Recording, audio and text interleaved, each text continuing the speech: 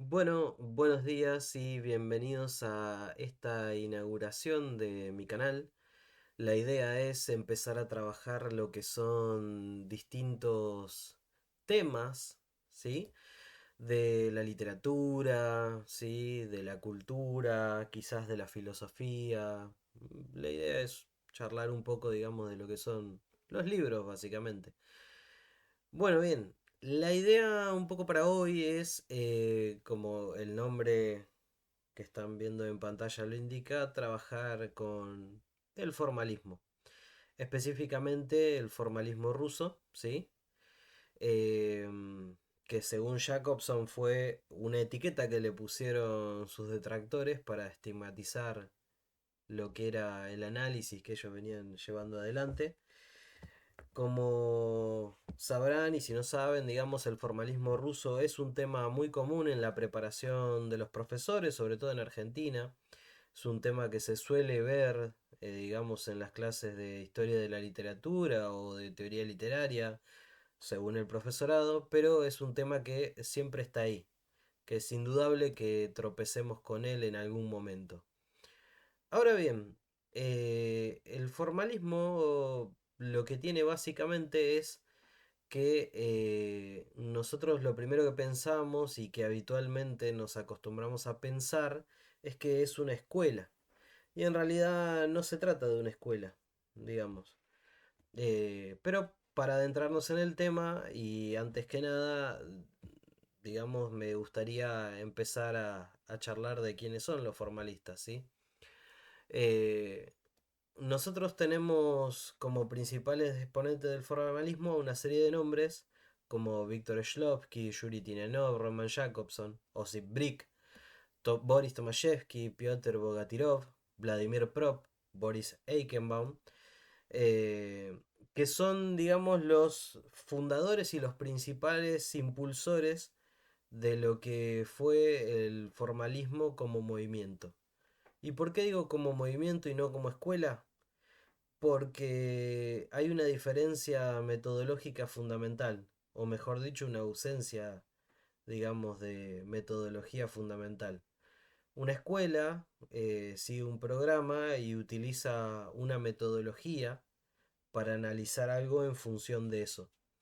En cambio, en el formalismo, lo primero que nosotros vamos a ver es que en realidad no hay una sola metodología de trabajo, no hay una sola forma de hacer las cosas, hay muchas, y eso es lo que va a distinguir, digamos, a los formalistas, ¿sí? La pluralidad que hay en los análisis que hacen, en las temáticas que analizan, en aquello que trabajan, ¿sí? En los conceptos que van a realizar, ¿sí? En los trabajos que van a sacar, en las colaboraciones que van a escribir, porque también van a escribir de manera colaborativa, ¿sí? Eh, Como muchos de ustedes, yo me acerqué, o como muchos de los que posiblemente me lleguen a ver, yo me acerqué al formalismo porque lo vi cuando estaba estudiando para ser profesor, ¿sí? De lengua y literatura, que es efectivamente lo que soy. Y nos llegó en forma de muy resumida, digamos. Voy a pasar a la cámara entera un momento para que vean el libro. Nos llegó en forma muy resumida a través de este libro, ¿sí? Que lo estoy mostrando ahí en cámara. Es Una araña en el zapato, ¿sí? Un libro ya clásico de Gloria Pampillo, bueno, y otras autoras más, que está escrito en colaboración y que aborda distintos modelos, distintas formas, distintos recursos narrativos.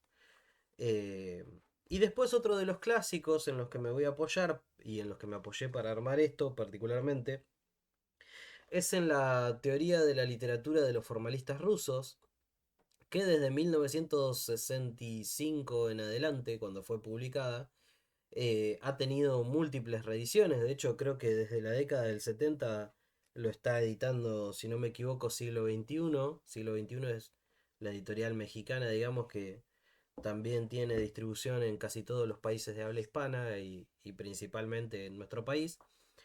Y es un libro que hoy ya es un clásico sobre los estudios formalistas, ¿sí?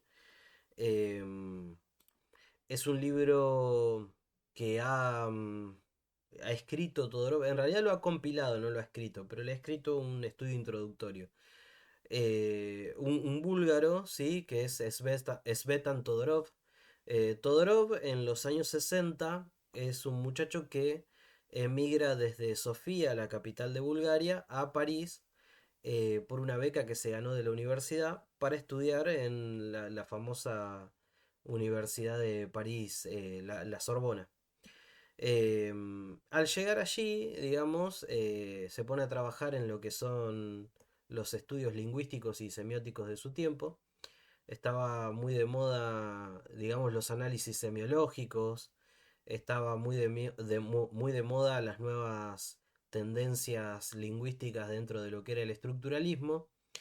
Y allí Todorov va a llegar y va a descubrir que prácticamente muchos de sus compatriotas, que fueron grandes impulsores o grandes fuentes de las que el estructuralismo se nutrió, prácticamente no eran conocidos en Francia, ¿sí? Porque no tenían en ese momento traducciones de la mayoría de ellos. Entonces, como Todorov sabía o conocía, mejor dicho, a todos estos escritores, porque los había estudiado en Bulgaria, en la Universidad de Sofía, va a realizar la primera traducción de lo que son los formalistas a Francia y se van a hacer conocidos, digamos así, en el mundo occidental. Por lo que la teoría de la literatura de los formalistas rusos de Todorov es prácticamente el primer gran libro que hace redescubrir el movimiento.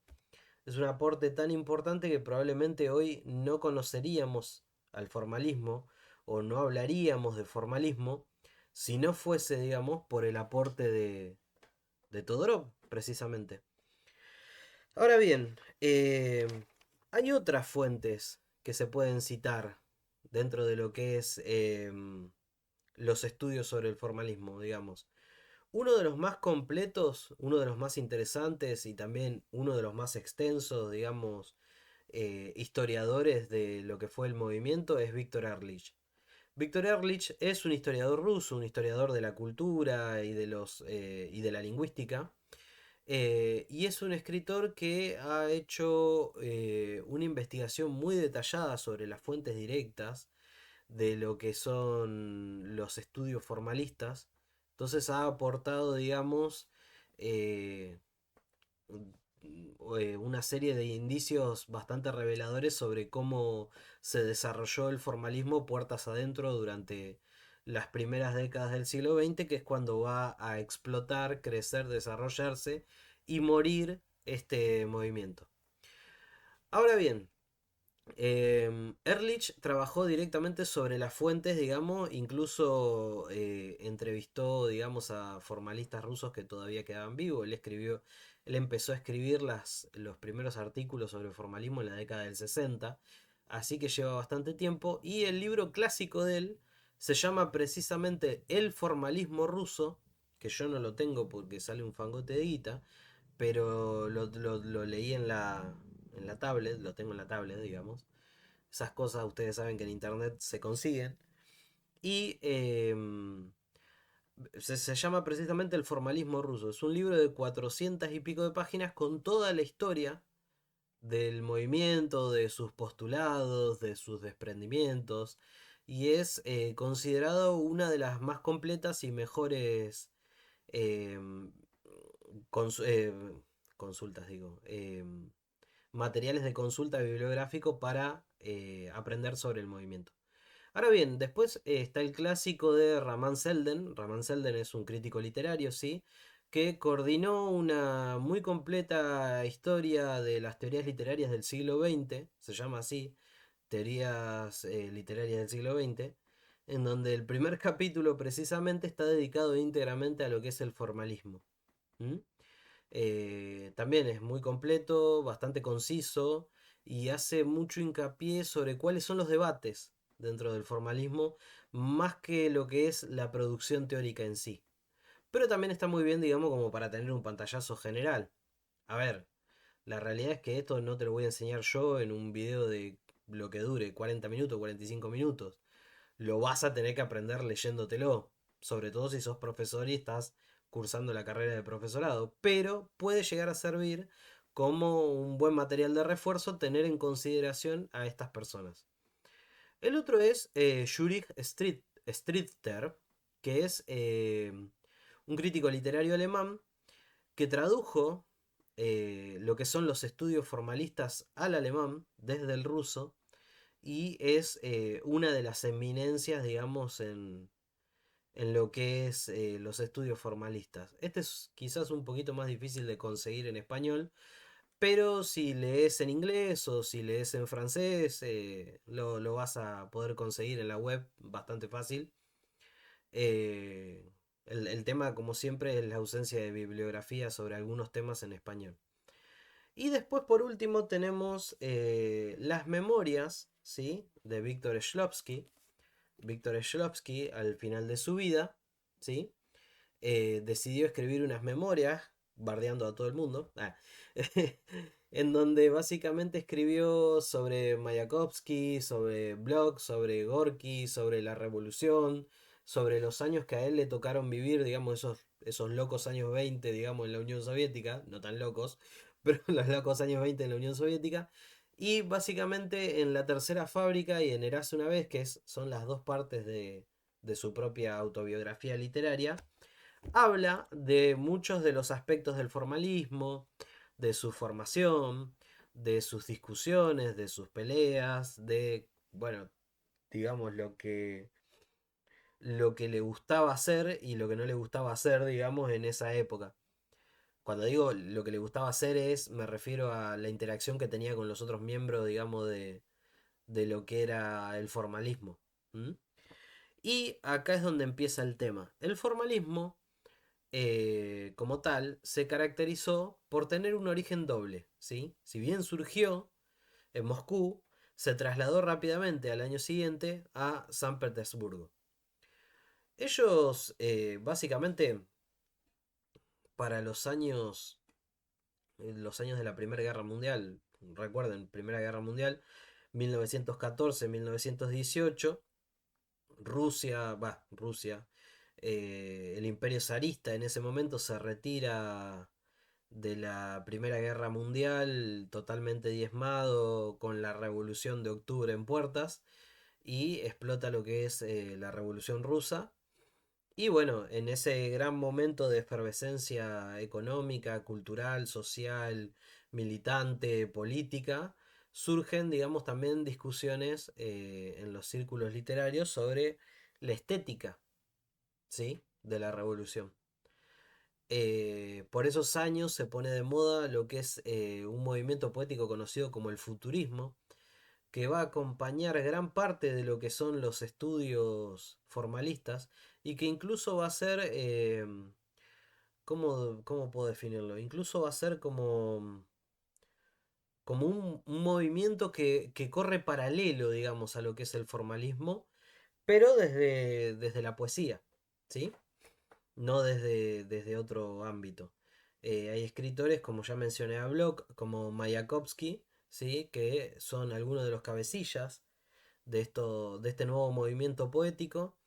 Y esa repercusión sobre la crítica va a hacer que unos jóvenes, digamos, funden lo que es el Círculo Lingüístico de Moscú en 1915, ¿sí? Estos jóvenes son Roman Jakobson, Osip Brick, Piotr Bogatirov y Grigori Vinokur. Y al año siguiente, un grupo de jóvenes muy similar también, pues todos andaban por la veintena de años, digamos, eran chicos que estaban recién entrando a la universidad, van a fundar la Sociedad para el Estudio del Lenguaje Poético, la OPOIAS. OPOIAS es la designación corta en ruso, imposible de pronunciar. Y los fundadores son, otra vez, Boris Eichenbaum, Víctor Shklovsky y Yuri Tinyanov, digamos. Ahora, esos dos grupos van a orbitar, se van a retroalimentar, incluso van a compartir experiencias, digamos, van a editar en conjunto Y Osip Brik, del Círculo Lingüístico de Moscú, además va a ocupar un cargo en la academia, ¿sí? Va a ocupar un cargo dentro de lo que es la Academia Estatal de las Artes de Moscú. Entonces va a ser un poco como el intermediador entre los círculos de estudios del lenguaje poético que conforman los formalistas y lo que sería, digamos, una academia estatal en plena Revolución de Octubre. O sea, va a ser, digamos, el mediador entre los partidarios de la revolución y este grupo de jóvenes que muchas veces serán vistos y de hecho van a empezar a ser señalados con el tiempo mucho más como tipos opositores a la revolución, como burgueses, como intelectuales preocupados, digamos, por el lenguaje y nada más, digamos, como no atentos a lo que estaba pasando en los alrededores. Pero la verdad es que el formalismo no es así, digamos. O sea, la primera visión que nosotros tenemos del formalismo es que mientras se está ocurriendo una revolución social, ellos están encerrados en un claustro discutiendo sobre la rima y el verso.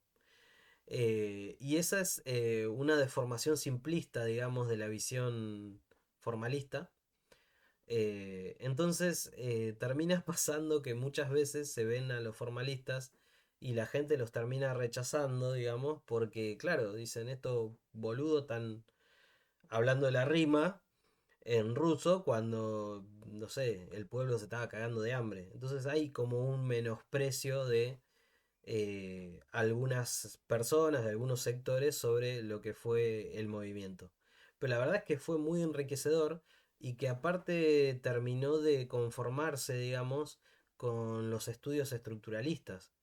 O sea, el formalismo va a ser tan importante que va a permitir alumbrar a lo largo del tiempo otros grupos de crítica literaria, de teoría literaria, que van a ir avanzando y haciendo aportes significativos, digamos, como el estructuralismo justamente, alrededor de lo que es la cuestión de los textos poéticos, la cuestión de la obra literaria, la cuestión de la utilidad de la obra, etcétera.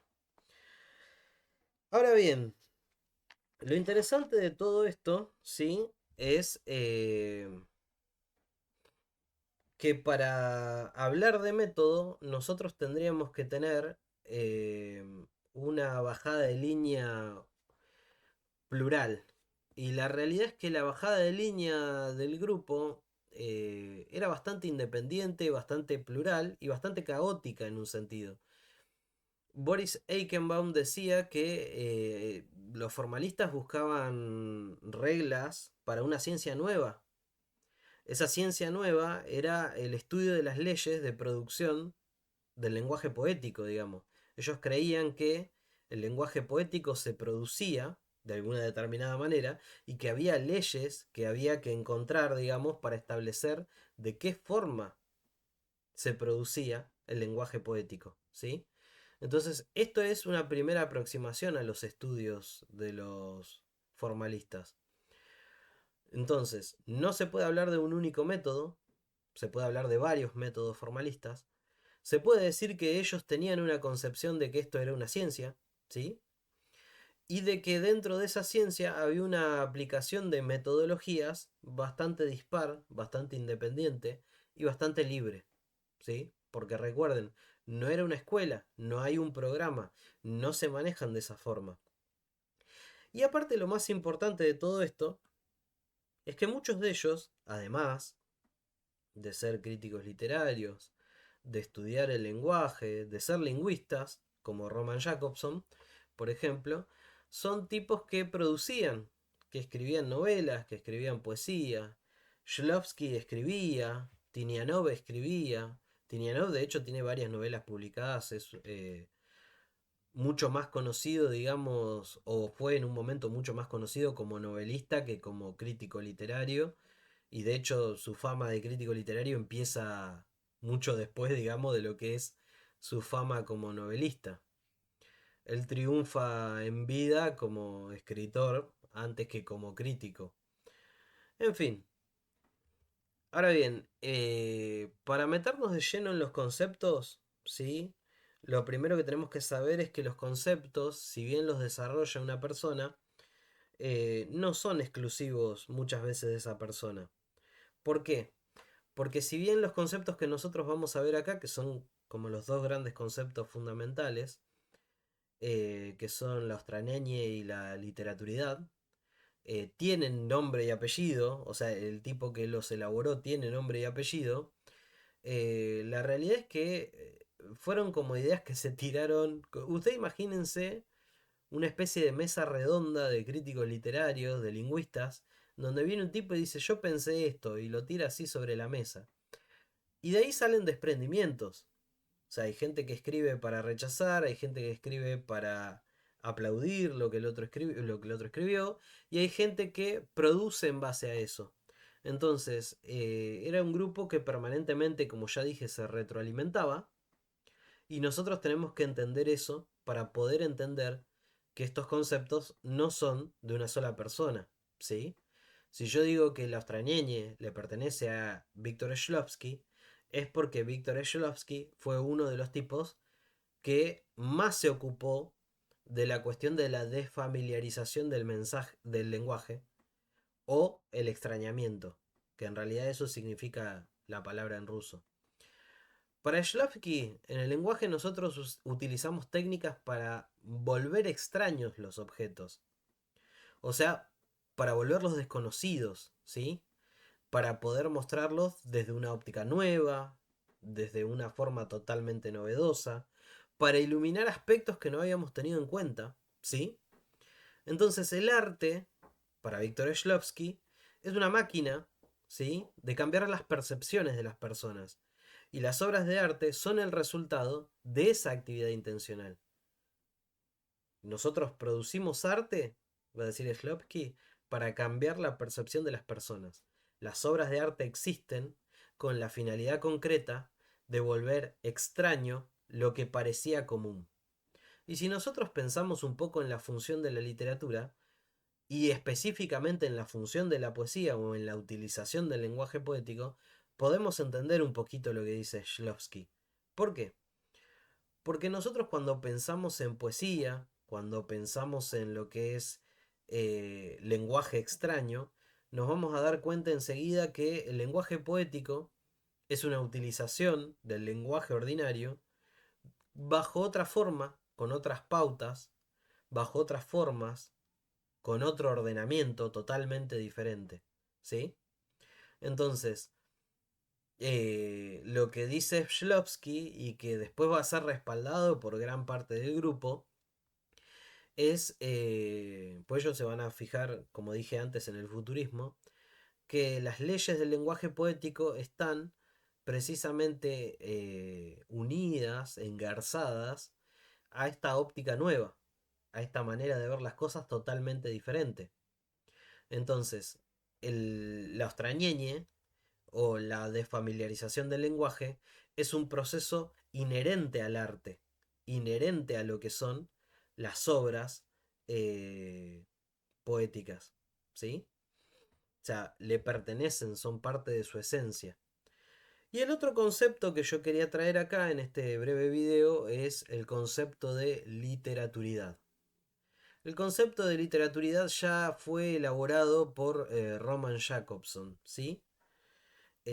Roman Jacobson, allá por 1915, 1916, dice que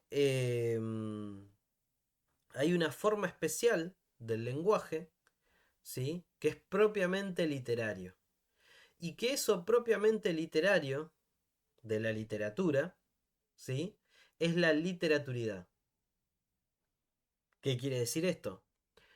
¿Qué es lo propio? ¿Qué es lo propio de la literatura? Dice, el lenguaje literario. Y ese lenguaje literario solo remite al hecho literario, a la literatura, a la obra literaria. La literaturidad es lo propio de la literatura. ¿Se entiende esto? Es un concepto central. ¿Por qué es un concepto central? Porque lo que está diciendo Jacobson es, yo me voy a ocupar de la obra en sí misma.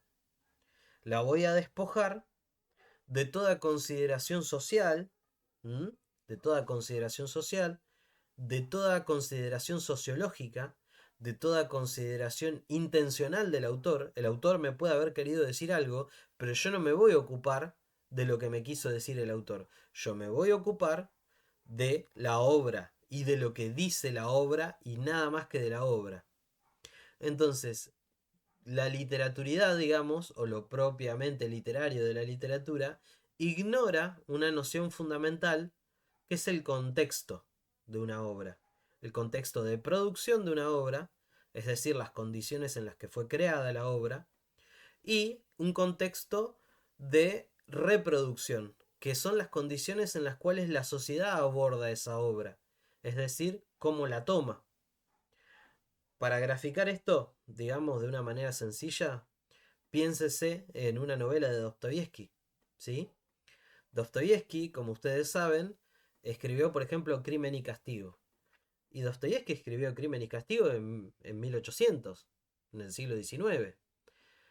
Y eso es el contexto de producción. Nosotros ahí podemos estudiar cómo se escribía, cómo escribía Dostoyevsky particularmente, cuáles eran las preocupaciones sociales de su época, cuáles son las ideas estéticas, filosóficas, sociales, económicas inclusive, que están presentes en su obra, ¿sí? Pero las condiciones de reproducción las vamos viendo a través de los lectores y el paso del tiempo. A ver, si yo tengo la obra de Dostoyevsky, cualquiera, Crimen y Castigo, Los Hermanos Karamazov, El Jugador, la que sea, yo lo que voy a observar es cómo va siendo leída esa obra a lo largo del tiempo. No nos olvidemos, por ejemplo, que hace poco, por un conflicto particular como es la guerra entre Rusia y Ucrania, en muchos lugares de Europa se quiso cancelar a Dostoyevsky, digamos, y a su obra. Entonces, por ejemplo, eso es un efecto de la reproducción de la obra. O sea, si yo tengo que estudiar la reproducción de la obra a lo largo de la historia, tengo que estudiar también que lo quisieron cancelar. Ahora bien, volviendo y retrotrayéndonos, digamos, al concepto de literaturidad, Jacobson va a decir que hay que ignorar estas cuestiones de producción y reproducción de la obra. Y que además hay que dejar de lado, ¿sí? Hay que dejar de lado las otras consideraciones que se puedan hacer sobre la obra. Las apreciaciones personales sobre la obra, ¿sí? Todo aquello que conforman eh, elementos de reproducción de la gente que recibe las obras. Me tilde un poquito ahí, pero vuelvo de nuevo.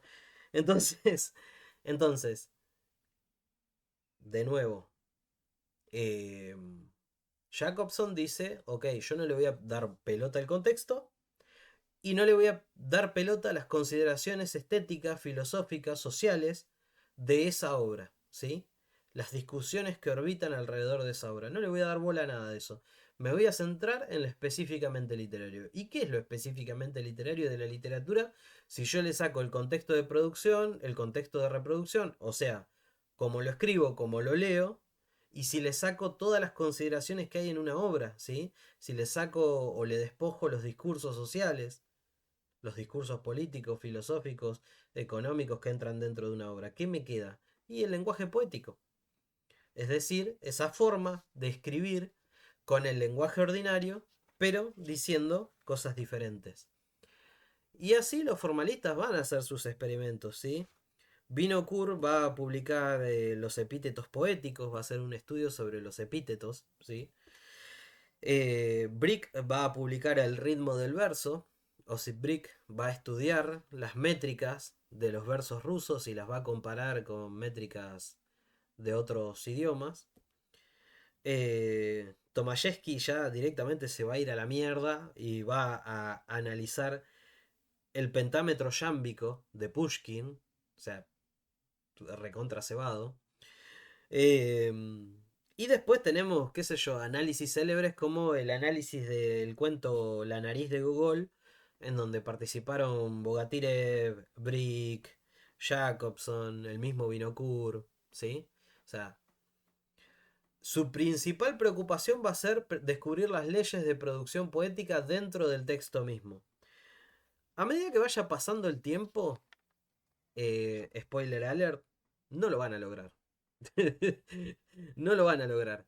Ellos van a trabajar, digamos, sobre estas cuestiones, pero no van a poder resolverlas, pues se van dando cuenta de que no pueden absorber todo el caudal de lo que significa una obra y reducirlo solo a la expresión del lenguaje.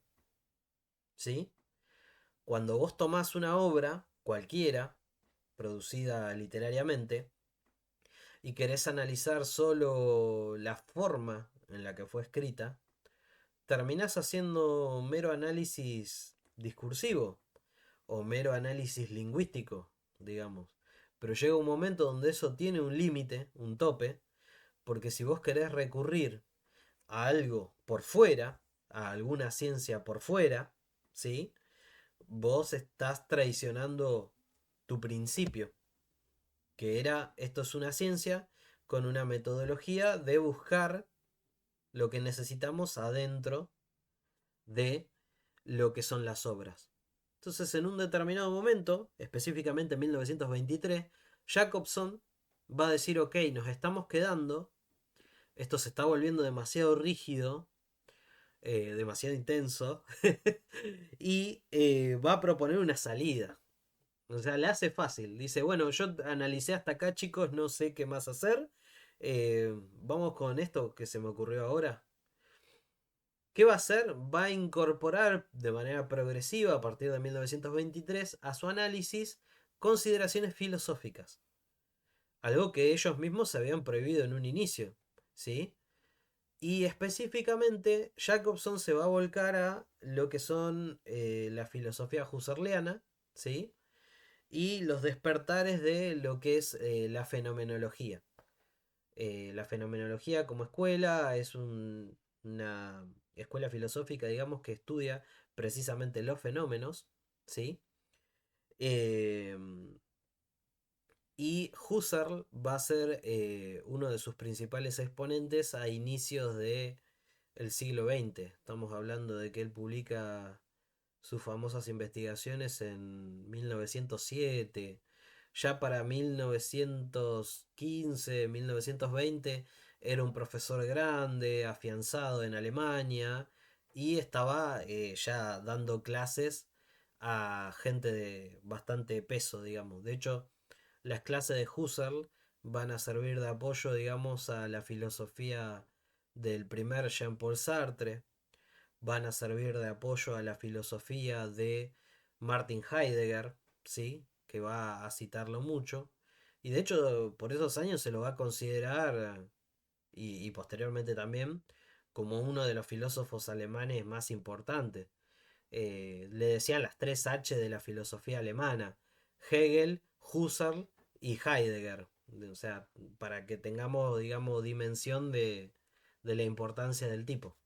Ahora bien, Jacobson va a tomar de la mirada fenomenológica, digamos, el estudio de los fenómenos que afectan a la obra. Entonces va a introducir dentro de poco, de a poco digo, dentro de su análisis, esta cuestión de conceptos de la fenomenología. Tinianov, en cambio, Yuri Tinianov, va a recurrir a lo que es la crítica histórica. ¿Sí? ¿Qué va a decir Tinianov? Y Tinianov va a decir que toda la historia de la literatura puede resumirse en un movimiento dialéctico, en donde nosotros aparece una forma nueva, la recibimos, ¿sí? La reproducimos, esa reproducción en un determinado momento se vuelve automatizada, se vuelve bestseller, ¿sí? Y finalmente surge otra forma nueva que va a romper con eso. Un ejemplo perfecto de esto es la novela histórica, ¿sí? La novela histórica surge en el siglo XIX, digamos, bajo los auspicios de la novela de aventuras y va a tener su punto culminante, por ejemplo, en Inglaterra con Walter Scott, ¿sí? Va a ser un tipo que va a producir novelas históricas una atrás de la otra como si fuese pan caliente.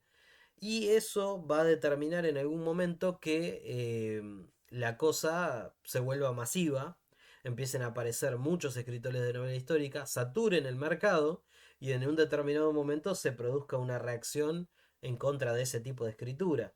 ¿Sí? Las grandes rupturas que nosotros conocemos como los grandes estetas de finales del siglo XIX, principios del siglo XX, explican un poco eso. Tenemos, por ejemplo, a Thomas Mann, ya entrado el siglo XX, pero antes de él tenemos a, por ejemplo, James Joyce, tenemos a Marcel Proust, ¿sí? Si queremos ir un poquito más atrás en el tiempo, que rompen con estas formas de la novela realista enmarcada en lo histórico, ¿sí? Que se había masificado en su momento. Ahora bien, Tinianov va a decir, se va a apoyar en eso para hacer sus análisis.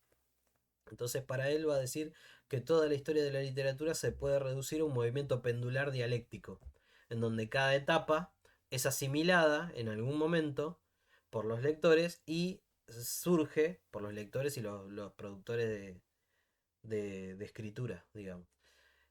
Y en un determinado momento surgen otras formas nuevas que vienen a romper con las anteriores. Y después Eichenbaum va a tomar, digamos, dentro de su análisis, haciendo caso a Jacobson ya, lo que son los estudios de psicología social, que estaban muy en moda en la década del 20, principios de los años 30 en la Unión Soviética, ¿sí? Estaba muy de moda, digo, porque estaba de moda la psicología social de Lev Vygotsky, que también muchos de nosotros, profesores de lengua y literatura, lo vemos durante el primer año en psicología. Así que bien, los formalistas terminan, digamos, siendo tipos que empiezan con una idea, van cambiando de idea sobre la marcha y finalmente terminan siendo precisamente lo opuesto a lo que ellos decían que iban a hacer. Eh, Eran como políticos en campaña. Y en este contexto, a finales de los años 20, sucede una ruptura entre algunas posturas hacia adentro de los grupos. ¿Por qué? Porque empiezan a ser absorbidos por el Estado soviético. Es decir, muchos de ellos empiezan a tener cargo en las universidades, en los ministerios, adentro de áreas de cultura, ¿sí? Y empiezan a desempeñar cargos oficiales. Y sabemos que los primeros tiempos de la revolución, digamos, fueron florecientes al tratar de unir a los artistas con lo que era la revolución, pero los tiempos siguientes de consolidación ya empezaron a ver a los artistas un poquito de costado. Y con esta gente, que también tenía sesgo de artista, empezó a pasar justamente lo mismo. Así que en 1927 o 28, en 1928, Bogatirev o Bogatirov, como lo quieran traducir, y Roman Jacobson, primeros, y después le va a seguir al corto tiempo Tinianov, se van a trasladar a Praga, en donde van a unirse a un grupo de lingüistas que estaban ahí, les van a llevar sus estudios sobre el formalismo, sus estudios formalistas, quiero decir, y van a fundar lo que se conoció como la Escuela de Praga, ¿sí? Pero después también un grupo se va a desprender de esa progresiva estatización, ¿sí? Del formalismo y van a quedar medio al margen ahí en la Unión Soviética, son como los outsiders de la crítica literaria, que son el Círculo de Bakhtin, un grupo de hombres y mujeres, de los cuales no conocemos los nombres de todos, pero que escribían una forma de estudios literarios muy orientada, digamos, al área de la filosofía, tomando muchas cuestiones de la fenomenología, del existencialismo después. em, bueno, el existencialismo mucho después, ¿no? Pero digo, y van a ser tipos que vayan absorbiendo cuestiones de otras disciplinas para incorporarlas, lo que servía obviamente, a sus análisis. Y van a tener una manera muy particular de producir, medio hippie así, porque ellos escribían en colaboración. Entonces nunca se sabe exactamente si los estudios de Bakhtin son todos de Bakhtin, o si también hay aportes de otros miembros del grupo. Hay miembros del grupo que aportaban pero no escribían. Hay miembros del grupo que escribían y se decía que Bakhtin escribía también partes con ellos, como Voloshinov o como Medvedev, que es el otro que está ahí. Me cuesta mucho pronunciar los nombres rusos, no sé si se dieron cuenta. Bueno, en fin, y es una irradiación, digamos, más que un desprendimiento del formalismo, que está activo en los años formalistas y que después permanece medio olvidado hasta que es redescubierto en la década del 60, cuando por casualidad se dieron cuenta que Bastín todavía seguía vivo, todos lo daban por muerto, y el tipo estaba dando clases en una escuelita en Siberia. Así que, así que bueno, había sobrevivido a las purgas estalinistas y había terminado en Siberia exiliado, obviamente. Bien, esto fue, digamos, un pantallazo general de lo que fue la historia del formalismo en 40 apretados minutos. Lógicamente esto no es toda la historia del formalismo, pero sirve como para que tengan en consideración cuáles son los principales exponentes, cuáles son las principales aportaciones y básicamente cuál fue la línea histórica que los guió. Así que bueno, espero que les haya gustado y nos vemos la próxima. Si les gustó, por favor, suscríbanse a mi canal. Gracias.